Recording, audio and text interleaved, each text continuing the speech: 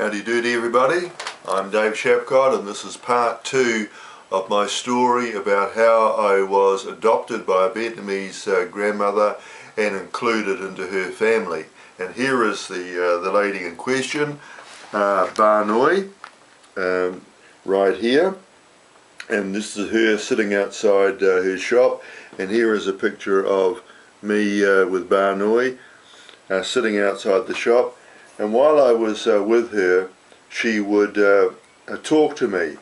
Now, I'd learnt Vietnamese, so I was able to understand her, because of course Ba Noi could not speak English.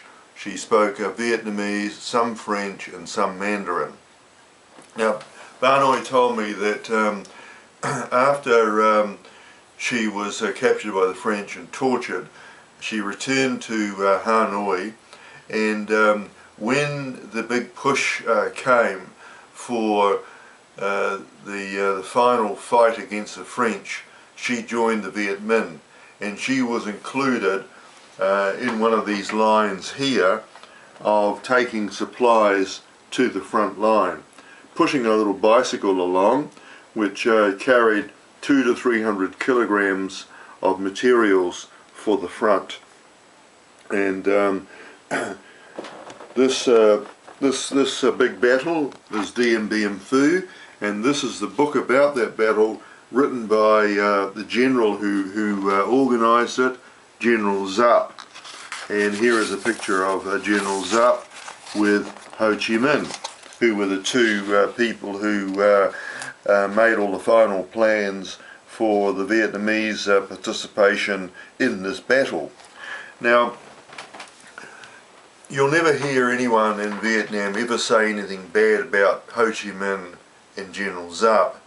And often people in the West will say to me, oh, that's because it's a communist country, they're too scared to say anything. But no, I don't think it is that.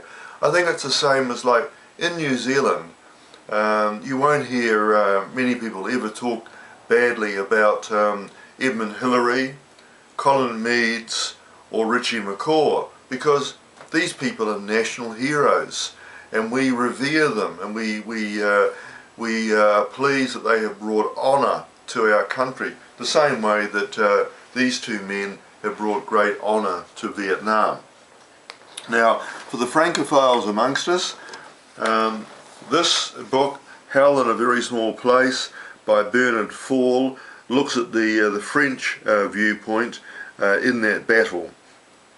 A very, very comprehensive and very well written book, highly recommended. Now, when it comes to books about the Vietnamese wars, you will often see women right to the forefront in these books, and that is because the wars have all been fought on Vietnamese soil, and women and children were getting slaughtered by the enemy along with the men. So it made sense that if they were going to be, they're risking their lives anyway, it is better if they can be fighting back against the enemy.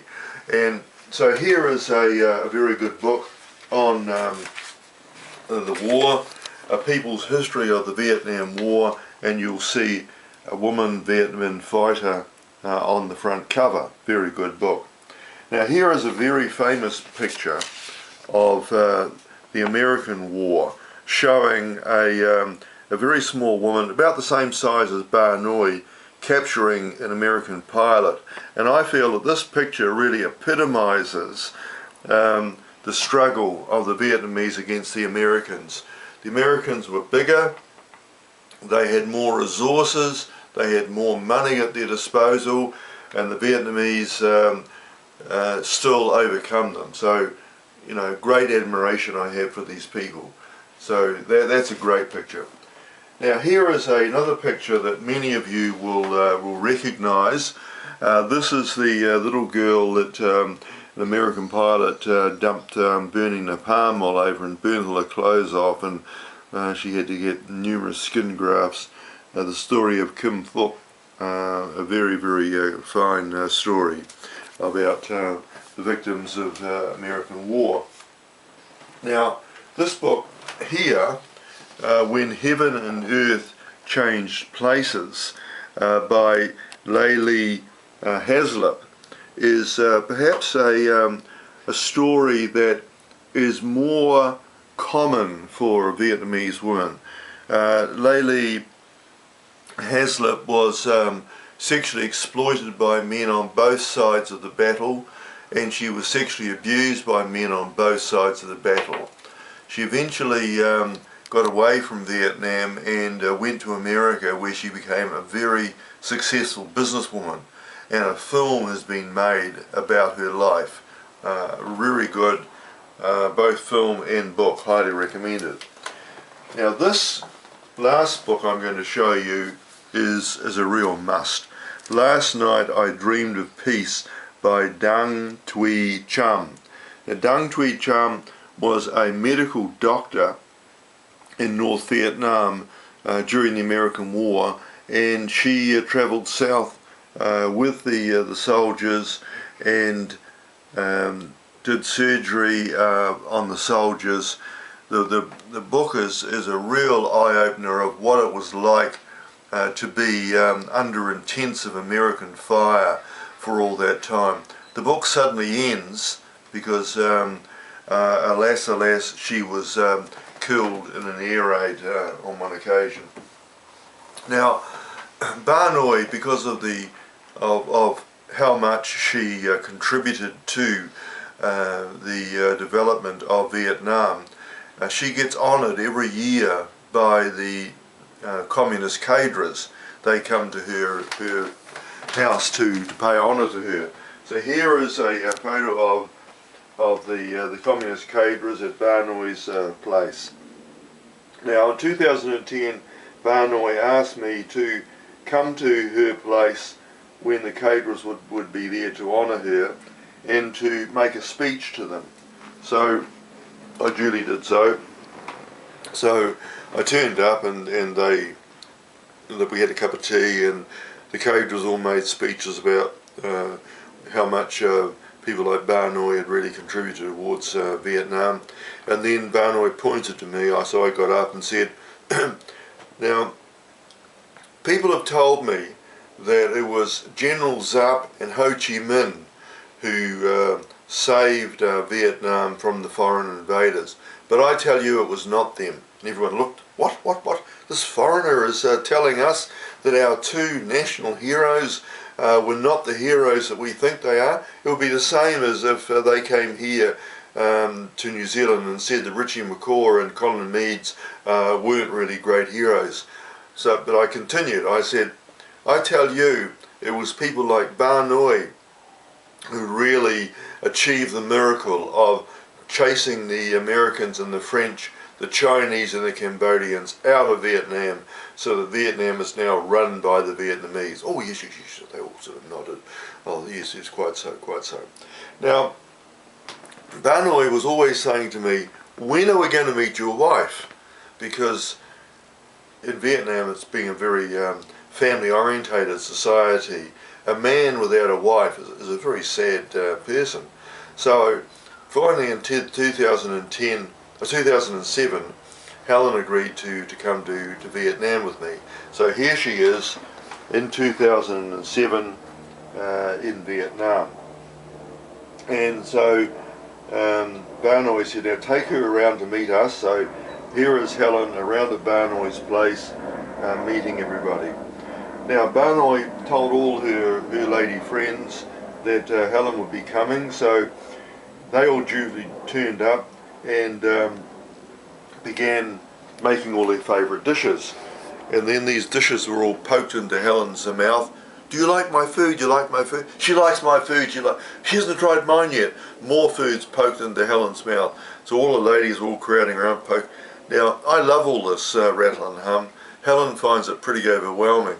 So after a while, I thought the poor thing, she was looking desperate and looking at me, a pleading look in her eyes. So I said, oh ladies, Helen just needs a bit of time out. I'll just take her outside. She can sit out in the sun for a little bit and then she'll come back. Okay. So I took her outside and put her on a little plastic stool, and she got a breath back. But when she came back, Ba Noi began talking to her and I interpreted. Ba Noi discovered that Helen was a Ting Si. Now in English that's a PhD, got a PhD. Oh, this is great. So, because a Ting Si in Vietnam, they were the ones who became the mandarins in the various districts. And if you had a Ting Si in your family, it brought great honour onto your family. So Ba Noi said to me, David, when you write letters to me in future, you don't put your stamp on the back of the letter. You put your wife's stamp on the back of the letter. That was so that the ladies at the post office would know that Ba Noi wasn't receiving mail just from some common or garden foreigner like me, but she was receiving mail from an important Ting Si. So that was Ba Noi. So I eventually got invited out to her home village that she had come from, Ha Dong village, which is just north of Hanoi. So here is Ba Noi at the village with her daughter-in-law and her daughter-in-law's new husband. Ba Noi's son died during the American War, and